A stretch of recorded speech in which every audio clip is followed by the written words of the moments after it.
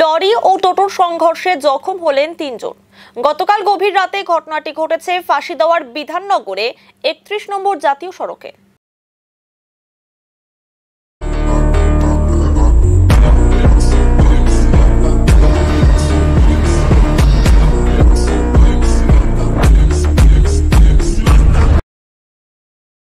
এদিন যাত্রী নিয়ে জাতীয় সড়ক পারাপার করতে গিয়ে দ্রুত গতির লরির ধাক্কায় দুমড়ে মুচড়ে যায় একটি টোটো। ঘটনায় আহত হন টোটো চালক এবং ২ যাত্রী। ঘটনার পর বিকট শব্দ শুনতে পেয়ে স্থানীয়রা ঘটনাস্থলে পৌঁছায়। আহতদের উদ্ধার করে উত্তরবঙ্গ মেডিকেল কলেজ ও হাসপাতালে পাঠানো হয়। এদিকে সুযোগ বুঝেই পালিয়ে যায় ঘাতক লরির চালক।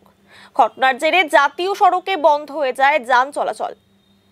পরে বিধাননগর তদন্ত কেন্দ্রের পুলিশ ঘটনাস্থলে পৌঁছে পরিস্থিতি নিয়ন্ত্রণে আনে। ঘাতক লরিটিকে আটক করে গোটা ঘটনার তদন্তে নেমেছে পুলিশ।